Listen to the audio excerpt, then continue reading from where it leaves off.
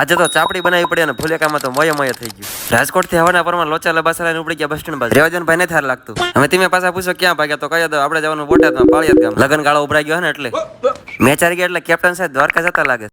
બારીમાં થેલા કાકરી દીધા ઘણો ફાયદો છે. હાલો 3 દી હું રાજકોટ માં નથી, ધ્યાન રાખજો રાજકોટ નું. ઘર ભેગું થાને ભાઈ. હાલો આપણું વિમાન ઉપડીને ઉતારી દીધા કુંભારામાં. ભેંસ તો એ મારા હમું જોવે ને જાણે ઓલે જન્મમાં મારી બેનપણી હોય. આજ પાછો અનુભવ થઈ ગયો. તેડો વાળા કોઈ દી વેલા નથી આવતા. પગી ગયા ને આવતા તરત થાળીએ મને પકડી લીધો. આજે ફુલેકો એટલે શણગારવાનું કામકાજ ચાલે. ભાઈ આજ મને દાડિયા રાખો 150 રૂપિયા દેગા. તો હું ને વિપ્લવ પડી ગયા વિછે જવા જોડા લીધા ને એક જગ્યાએ વરાજન મળવાનું. ગાડી મહેમાનની માગીને લાયા તો થોડુંક રેડી દીધી. મફત કે સોડા પી કે પાછા આવી ગયા માંડવે. તમને નથી લાગતું બાજુની ખુરશી ખાલી છે એનું કઈ કરવું પડે? પાછું ગાડી લઈને જવાનું તો ભેંસની હાકળ લેવા. ન્યુ એડેડ પ્લસ બસ લઈ દીધો ફુગો. હાંજે ફુલેકામાં ચાપડી ઊંધી તો બનાવવા બે ગયા ચાપડી. એક બાજુ ડેકોરેશન કામ હાલે ને આપણે જવાનું બટન નાળી રોઈ. હા આ લાઈનમાં ભરેવાની મજા આવે. આપણે ખાતું એટલે ભૂખ્યા રહેવાનો કોઈ સવાલ જ નથી. હાંજે જવાનું તો લીંબોડા એક બીજા એક વરાજાના ફુલેકામાં પણ આ ટીપિયા દબકો દઈ દીધો. માંડ લીંબોડા પગ્યો. અમુક છોકરા તે છોકરીઓ જેમ તૈયાર થયો. પછી ફુલેકામાં કેવો ડિસ્કો કર્યો પાર્ટ 2 માં કહીશ.